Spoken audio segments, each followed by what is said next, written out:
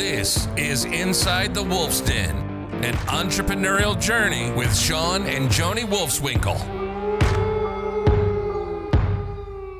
Welcome back to Inside the Wolf's Den with your hosts, Shawn and Joni Wolfswinkle. Today we have a special guest with us, Ray Hespen. How are you, Ray?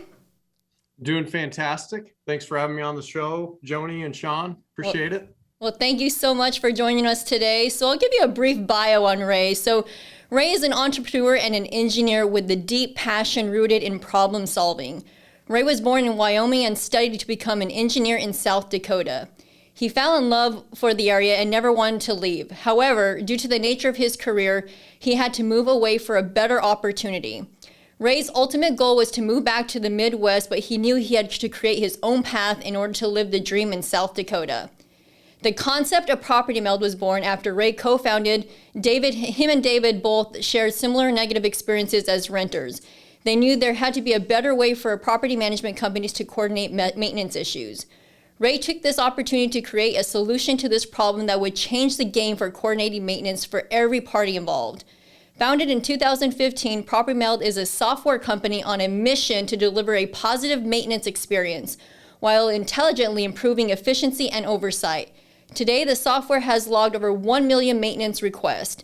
As CEO and co-founder of Property Meld, Ray still never stops problem solving. He loves digging for innovative data to prove the maintenance process and is always learning how to improve operational efficiency and sharing how companies can leverage maintenance to be the greatest financial growth opportunity. Again, Ray, thanks again for joining us today. I love the story that you shared with me early on and how you adopted Property Meld and the negative experience you and your buddy had. Would you mind sharing that? Yeah, so I've realized how many strikes are on my bio. I'm from Wyoming, went to school in South Dakota. And by the way, the worst reason to start a business. But anyways, no, so my background's in manufacturing. So some people know this about me and many don't. I'm actually a mining engineer. So I got my start in 2009 in the construction materials, which by the way, if you're going to be in construction materials, you could not have picked literally a worse time to get started in that. So I was in the cement business. I moved all across the country. I lived in every time zone within 6 years. And so I rented from a lot of different places in order to do that. And so my co-founder one day called me. I was in Baltimore at the time. And he said, he was talking about his maintenance experience, what he went through. And he's like, has it ever been any better for you? And I'm like, man, I'm handy enough. I don't even bother. If I can fix it, I'll just fix it. And it's not even worth the hassle. And so that was kind of the impetus to say, wow, could this be done in a better way? And did a bit of market research and talked to a lot of different property managers and realized, man, there's something here. Wow, that's pretty incredible. Yeah, it's a neat story. And had you had any property management experience other than just being no property management experience. And it's terrible because everybody wants to, say, I just came from that world and really came in swinging. But I think what's kind of unique is in the cement business, like basically every plant that I went to was like, how do you cut costs? You got to maintain the same quality. You got to manage the environmental and safety standards. And so everything that I did was all these different plants that I went to, I ultimately just looked at the process and go, how can we sharpen this up? How can we make it less human capital thing while living within our constraints? And so I was able to take my years of doing that and just looked at the property management maintenance process. And I actually have I actually came out with this little tidbit. So this is the original business plan. Wow. Don't read it. It's embarrassing. But ended up coming up with the rat's nest of a workflow that is property management maintenance and said, we should be able to do something here. And so that's it was more the process mind, not as much the background in real estate itself. Yeah. Cool. Can you explain how so somebody that maybe owns a property management company, they don't know about you yet, or how does it all work? New to the industry? Yeah, how does it work? Tell us a little bit about the software. So Property Meld, the term literally means to combine. Well, what we realized early on in property management maintenance, you've got the residents, you got the property manager, you've got the investor, the owner, you've got the vendor, and you've got the technician. Oftentimes where a lot of the things that fall through the cracks is some things happening on the exterior and some other people needing to know. And so what we did was we built a maintenance platform that brought all those parties together, streamlined the communication, scheduling, and follow-up, and automated a lot of what we call kind of like tier 1 activities that, you know, the troubleshooting, the follow-up, verification of completion, all that. So we automated a lot of the maintenance process that wasn't driving a great experience. And yeah, we've been doing that since 2015. So I remember when I first met you, probably I was actually before Hurricane Harvey hit, right? And I remember when you, I think you were at one of the NARPM functions over here in Houston, and I was kind of sitting on the fence, kind of watching. I heard all these great things about Property Meld, how it does with, you know, coordinating maintenance, and you really have to be good at, if you want to manage property, you have to be good at coordinating maintenance, right? And then Hurricane Harvey hit, and I was still on that fence. I was like, why in the heck didn't I sign up, right? Because then we had just been, I mean, work orders coming out of nowhere, and trying to coordinate that was a beast. So that's when I felt, don't be like me and wait for something to happen majorly for you to adopt something like this, because the communication was key to all this. And I think I want you to share a little bit about the communication piece in Property Meld, because that was huge for us. Yeah, there's really there's 3 main reasons why anybody comes and says we need to level up maintenance, and they have a conversation with us. They're either trying to improve their efficiency, which means making their maintenance coordinator be able to do more, or their property managers be able to handle more. That's one, or technician throughput if they got internal technicians. The second thing that people will often do is just oversight. Like, it's usually a lot of the times that some of the negative things happen. Like I had an instance where somebody was talking about they happened to miss a repair on a home, and it actually had like a renter, the ceiling caved in on the renter. And you know, that's liability. It's happened to us. I mean, never happened. And so making sure that you've got good processes and oversight of what's happening in your maintenance process is the second thing. And then the third thing is quality. Like resident experience is really important, because that's what drives the renewal, which makes the investor more money. And so if you can keep the resident up to speed and make them feel like they're engaged in part of the process, that makes them happier and lets them know that they're being taken care of, and ultimately they know when the next step's going to be. So Property Meld uses communication as a way to help facilitate both. We've got a phenomenal communication tool built inside our platform that allows any party to communicate via text or email, being able to obviously see really cool things like what vendors and residents are conversing about, and just making it easy for everyone to basically get on the same page. That's awesome. A question I had on that communication aspect. What's your opinion? You run a tech company. What about like the high touch? I think, you know, especially as we've evolved with technology, and everybody wants to, and Property Meld does a fabulous job of streamlining all that. But how, in your opinion, number one, do you think it's an importance to have still a human frequency touch, or a high touch, or a level of service or customer service? Or do you think it should all be automated with just technology? And then how does Property Meld do that? So the way that so it was kind of funny. I was in a panel probably like a year ago or 2 years. I don't remember if it was pre or post COVID, but I was on a panel and everybody was talking about this high touch thing. And I was like, hey, who all here uses software? Everybody used it up. And I'd be like, for the last support issue or thing that you needed help with on your software from your software provider, how many of you called in to the phone number? And like, how many of you prefer to call in? And like, nobody raised their hand, right? So we have this natural thing that like, hey, I love the ability to, but nobody actually wants to. And the thing is, it's not about like the ability to, it's what the user or the end user is ultimately getting. They want an answer to their question the quickest way possible.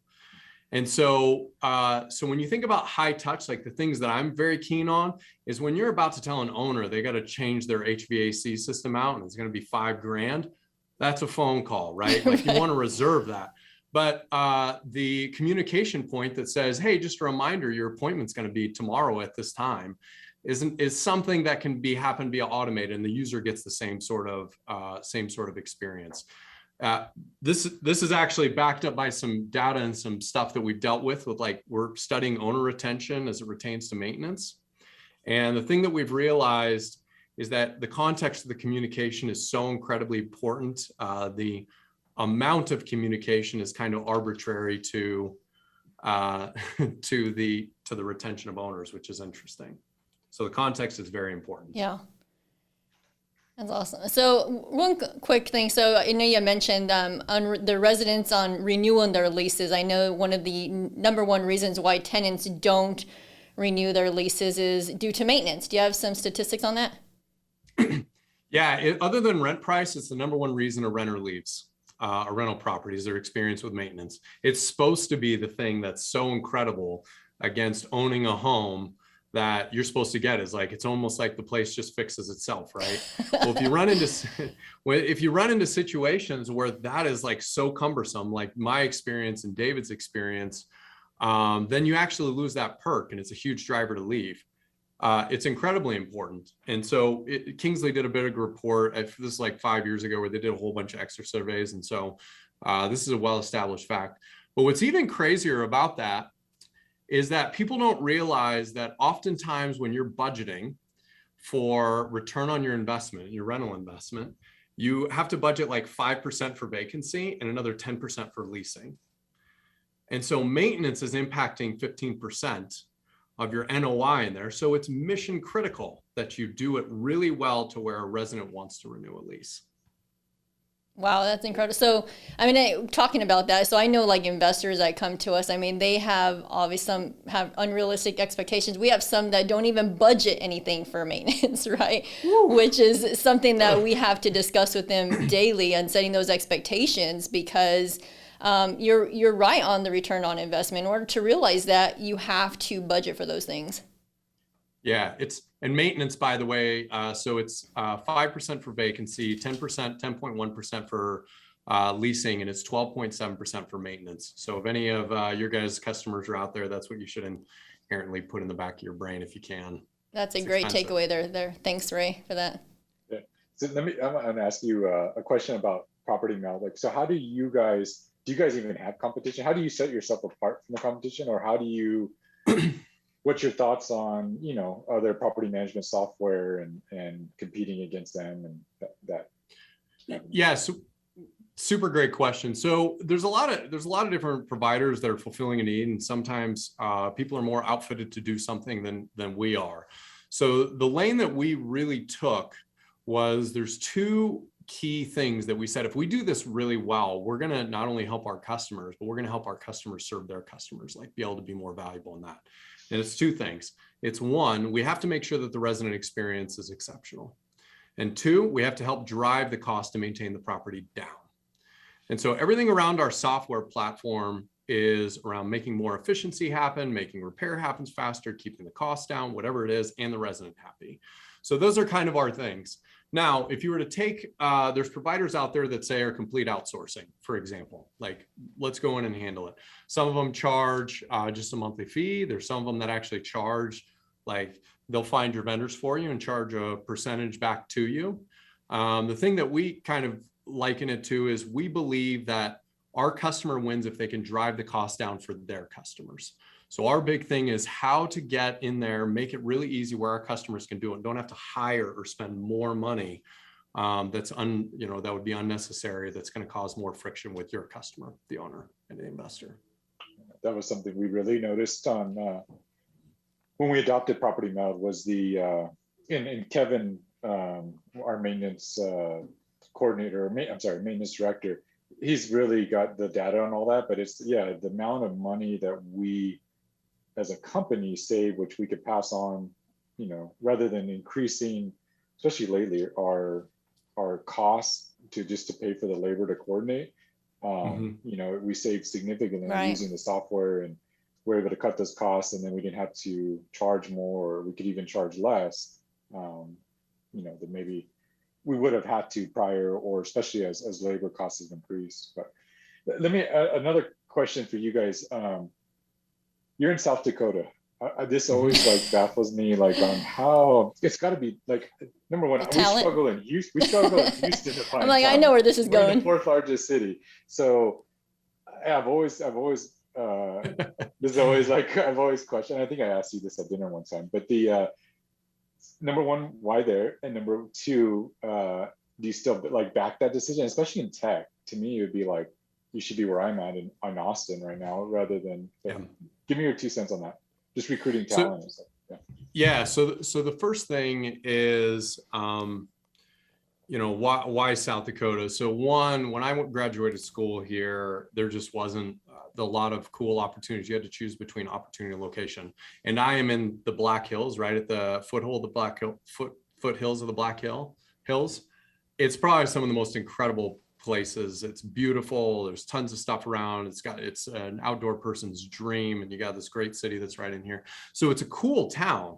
But anyways, the opportunities don't exist in some of those things. So coming back to South Dakota was a little bit, Rapid City was a little bit, I legitimately want to live here. I've lived in a lot of places. I've lived in California. I've lived in Oklahoma, Chicago, Baltimore, Denver. Jeez. So I fell in love with the place. Yeah, I did a tour. So that's why this place. But, the cool thing is it's got its own challenges, but it's got its own benefits, right? Like, we can be preferred employer in this community because we're a tech company. We're able to take people that have maybe never had an opportunity to do something like that and say, you know what, you're a hardworking person, you're really sharp. We'll give you an at-bat and we'll work to try and grow you. And so Property Meld's done a pretty good job of taking people in the local community, elevating them, and they've went on to do bigger and better things. And so part of our brand that we really focus really hard on is like, we're gonna hire some people that maybe don't know what they're doing, and we're gonna work really hard to develop them. And everything in our company, or at least we try to our best, make sure that that's fulfilled. And that becomes like a real staple of the community. That's like, you don't just go to Property Meld because you want to be in tech. You go to Property Meld because you want to learn something, you want to develop, you want to be personally challenged. And so by getting kind of a hard lock on that, it's allowed us to be preferred in a lot of ways. And I personally have seen that. I think you guys do an amazing job, and the culture you've created there. Like, who wouldn't want to work for you? Talk a little bit about a lot of people. Talk about your culture. Every time I see you on, you're only on LinkedIn, but your staff, they're having an amazing time working, and they have fun, and they love doing it. These are incredibly hardworking people. Like, these folks, being in a startup is not for everyone. And it took me some time to learn that because, when you're, an entrepreneur and you're doing the thing, your kind of own tolerance of life is whatever, misery. Let's use, for example, I'm kidding, kind of. But you forget that sometimes these people coming in went from a regular job and they're coming into this, which is seemingly, this personal development combination pressure cooker. And so the people that we do have are insatiably hardworking. These are not people that screw off, but man, we try our best that when we get the opportunity to, we really ham it up. So. Yeah, no, I appreciate that because to me, it's like, and I appreciate your honesty and feedback now, because I think it's cool that you can start a company, that is where, number one, you first and foremost, where you want to live and build something, but also I think it gives hope to people that maybe are in a market that you wouldn't think, would be a traditional route to start a company. And so I think that's cool. So. No, thanks. It's technology makes it a little bit easier. It really does. Like the invention of Zoom. Like I remember when we first started, we had GoToMeeting. No offense to all the GoToMeeting users out there, but it's a lot easier now than it probably was a while ago. And we still have distributed team members as well. So we don't have them all here, but we try and get as many here as possible because when you get to have those, we joke that we call them meld moments, where two people are literally talking about something else and have an inspiration that's interesting, exciting, or a moment that they get a bond over something. We call those meld moments. Joke there, but so we try our best to do that. Yeah. So do you do the whole heart and everything? I can't do it. I don't know. Some people are really good at it. I'm not. So, and what's your guys' next? Just curious for you and for Property Meld, where are you guys headed? So the big thing is we're launching, the industry is, people forget this industry is still very new. Like, it is not a mature industry. It's really only picked up in 08, 09 housing crash is where a lot of people got serious about managing rentals in scale. But it's still super early. So where it sits today is there's still a lot of people that aren't sold that you can run better and better with better tooling, better scale, everything else like that, maintenance on properties. So I liken it to, maintenance is kind of like probably what auto care was before preventative, where you just wait for stuff to break and then you take it in the shop and that's how you just wait till it stops working and go. Very expensive. Well, then as the industry matured and the car industry matured, you had oil changes, you had check engine lights, you had all these things that helped you run a better car that kept it up running at a lower cost. And so we're starting to bring some of those principles that a lot of other industries have done. And so our next thing that we're very much focusing on is preventative and predictive maintenance. Catching failures before they catch you. It delivers a great resident experience. It's much lower cost. The investor gets they get a break and better NOI. And our customers are not constantly playing firefighting, right? I always joke that how great would it be to make all the HVAC changes you needed to in February? That would be great. That would be awesome. So that's the next thing that we're really pushing on and working on. We've actually got some products that are out there that are starting to facilitate that. They're in beta. That's awesome. Yeah, I mean, obviously there's probably going to be a ramp up where you had to almost sell the investor on doing that because they never want to spend money. But if you can show them, and show them the long-term benefits that they're getting, and then like you said, as more and more adopt it, then it's like nobody would question an oil change today. And the nice thing is we have parallel industries that have conditioned people that preventative is good. Like in every other way, you go to the dentist, preventative is good. Right. You go to the doctor, preventative is good. You go to the car place, preventative is good. So being able to bring over preventative that is seen as very much a positive, cost-reducing thing in every other aspect of their life. If we can sit there and show, like, data-wise, be like, hey, you'd make this investment, the statistical likelihood is here, people are going to go all day. Boom. And so the nice thing is we're not fighting an uphill battle as much as probably it would be if preventative wasn't seen so positive in parallel aspects of life. Yeah. So, well, it's been fun to see your growth. I mean, we have a lot of, newer property managers and just newer people listening to the show. So if you were just starting out and go back in your early 20s, what advice would you give yourself? Or as an entrepreneur? Yeah. Advice. I actually think one of the best things that a young entrepreneur can do is actually to go learn from somebody else and go get some life experience first. Learning how to run budgets and finances, learning how to manage people, learning how to convince people of ideas, and so the average age of a successful entrepreneur that starts out is 40 years old. And there's a reason for that. They get to go learn some stuff. Parallel, I know everybody watches Social Network and those other shows where you have Mark Zuckerberg dropping out of college and going and becoming a multi-billionaire. That's not the path everyone takes. It's just the one that gets a lot of attention. If I could give myself advice, is just go work for somebody where you can learn a lot. And put that as like your laser focus, is you're choosing who to work for based almost exclusively on that. That would probably be the advice, and I probably would have saved myself some headaches along the way if I was able to do that. What advice would you guys give somebody? Because that's a good question. Coaching and mentorship, I think when we started off, for me anyway, that was key. We would not be where we're at today without our coaches and mentors along the way. So for sure.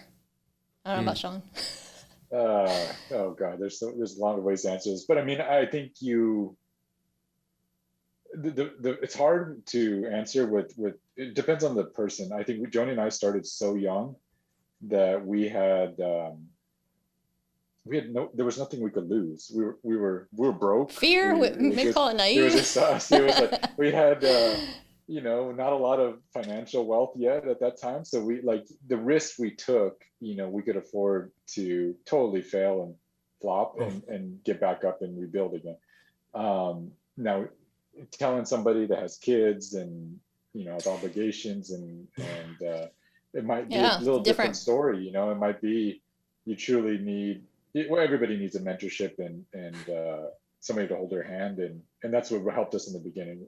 Even though we were young, we did have a couple people that got us started, that really walked us through step by step, and were there. They had a financial gain to all of it as well, but they at least took us under their wing until we could do it on our own. But so I guess it would depend on who I was speaking with, but because I think as you know, it's a roller coaster ride in the beginning, and it's still is. When does it get over? Can you tell me?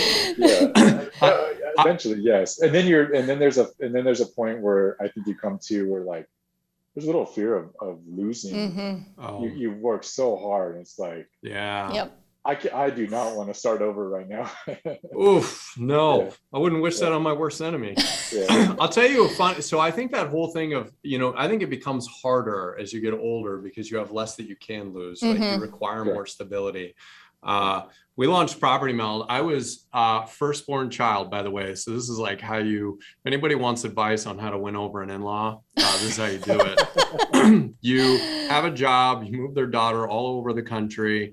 And then one day you say, I'm quitting my job. I know I'm the breadwinner and I know I'm going to $0 and I know your daughter's pregnant, but trust me, this is when to start a business. And we actually launched Property Meld.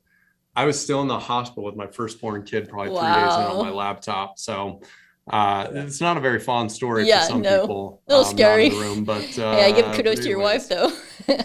Yeah, she's a trooper. For sure. Do you feel that entrepreneurs are born or created? Ooh, good question.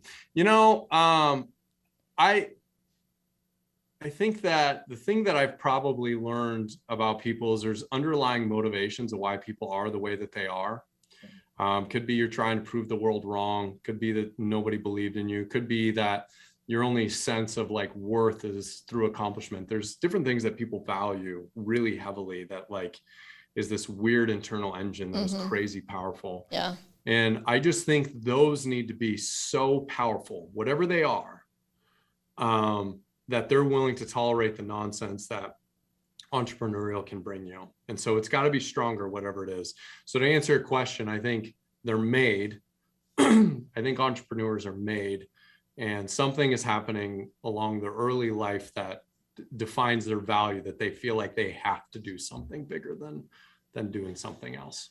Did you read my book or something, or read my mind? I was like, wow. No, is that in there? He's researched you, I'm sure. Because no, that was that defines I think myself and Joni as well. But like that whole, it drove me for years, and it's weird how powerful it's really negative, but it's how it drove. Do you think? Yeah. I don't think so. But if you hear it's coming from, you're running away from something or trying to prove something, but go ahead. I couldn't disagree more. I think the thing that's really cool, like I can remember moments where somebody told me, like I remember very early on, I was a plant manager at this one place in Baltimore. I was on an upward trajectory there. And then I go and like ask this guy, and I remember his name. I'm not going to mention it. And I sat there and walked with him, and he said, man, where are you from? What school did you go to? Dude, you're never going to get money. Told me that. To this day, I want to like call him, like, but it motivated me so much that I just kept remembering that. And I've almost had to pick boogeymen that like didn't believe in what we were going to accomplish. And even if I had to manufacture them, because it's like, man, then get out of my way. Like this is, I think it's so important to just realize it and then use it. I totally agree. I think you'll come, and maybe you've already gotten here. I think you'll come to a point in your life though, you'll realize that takes you so far. And then you got to start figuring out, there's got to be more to life than, because like that guy could care less of where you are today if you really think about it. And he probably has no clue. He maybe doesn't even remember your name anymore. Maybe he does, but Ray's like, I know he knows me. I hope he does. I actually messaged him just days ago. No, I'm kidding. But I think, for myself, just speaking for myself, I had to come to like, okay, now there's a next evolution, and it was more about, for myself, it was impact of the people around me, and it became more about what can I contribute to the world rather than that other drive. But anyways, you're 100% correct, and I've got those. Like personal development's probably one of mine, and then impact. Like I feel like I'm constantly learning. I feel like if I'm having impact outside of myself, that's why I'm still here. But I actually, and I don't know if it's worthy of doing it. I'm going to throw out 5 attributes of upside, and you tell me if these are all things that are required to make an entrepreneur, because we're trying to figure out in our own company, like, hey, who's got upside just usually means, can they go through some stuff? Can they learn?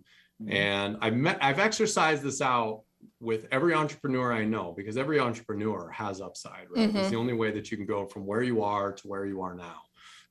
So the first one is grit. Like, can you trudge through the crap? Do you run towards the problems, or do you run away from it? That's the first one. The second one is ambition. And I think, like, you talk about not having somebody believe in you, you having this vision of yourself that is a lot bigger than where you are at is like a second one. Third one is, how intellectually curious are you? Are you interested, and you're just constantly curious about the next thing? Like, you just keep thinking about how to make things better. Fourth is humility, is the ability to absorb the lessons that life is going to inevitably hit you across the face with, and learn from them. And then fifth, how good are you communicating those things out? So those are the 5 things. I'm curious, you guys are entrepreneurs. Would you guys score yourself? 1,000%. Have you been reading? I think you have been looking at stuff.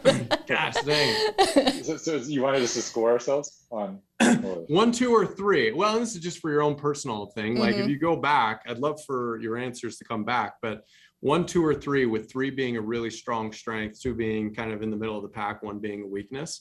Do you score all 3 on all of those? Would be my question. Mine would be all 3, except for the communication piece, probably a 2. So Joni and I are on the same page. I think we weren't great communicators. I think Joni was a much better communicator than she thinks she was.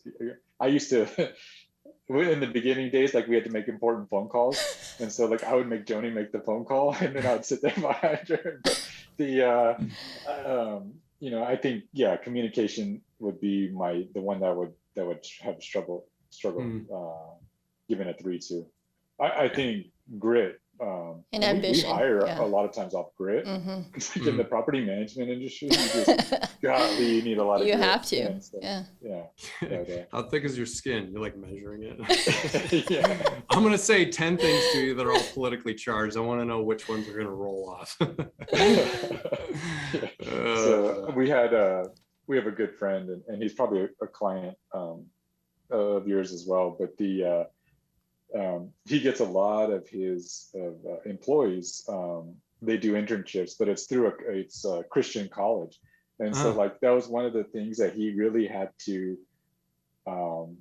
talk about in the interviews and the hiring process, was like, because these kids are like, never been cussed at, never been, They F-bomb me. What?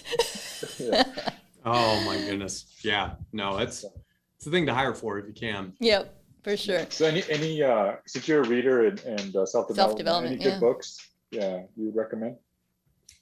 I always read for purpose. Like, I'm not a person that just like goes, ooh, what's selling? I like have a problem and then I go read a book about it.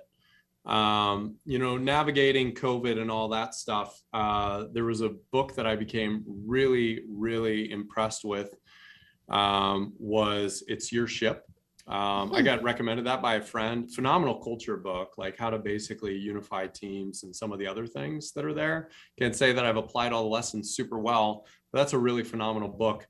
And then I have 3 books that I encourage every single person to read, no matter if you're people leadership or you're just trying to convince some people of stuff. How to Win Friends and Influence People by Dale Carnegie. Probably one of the greatest. I read the book twice. Yeah. Actually, I've realized that most of the books that I love, I've read twice.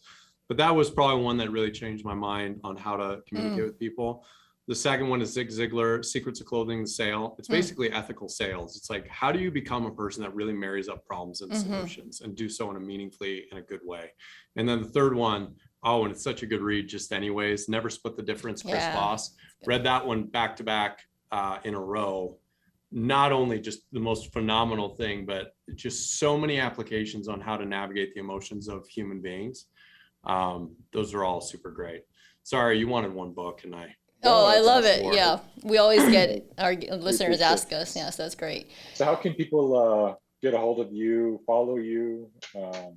I know you're a big social media guy, so you said I'm a big LinkedIn guy. I don't know, MySpace, Friendster, LinkedIn. But, how can people get a hold of you if they want to reach out and touch more on Property Meld?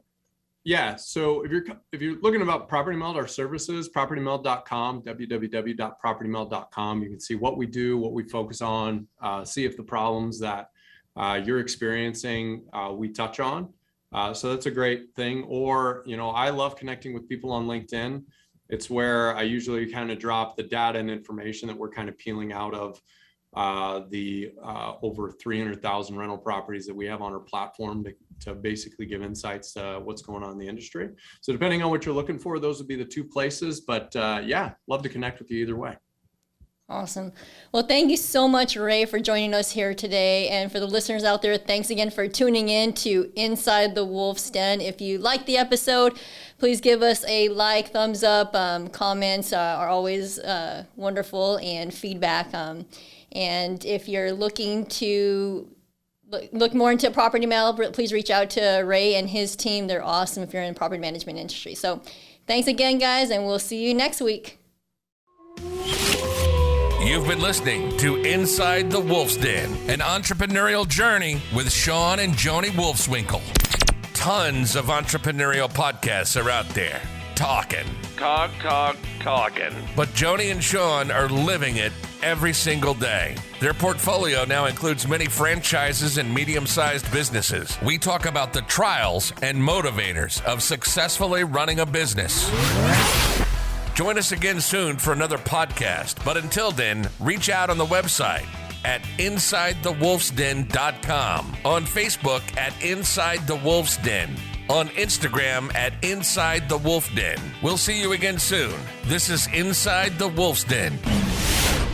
We'll see you next time.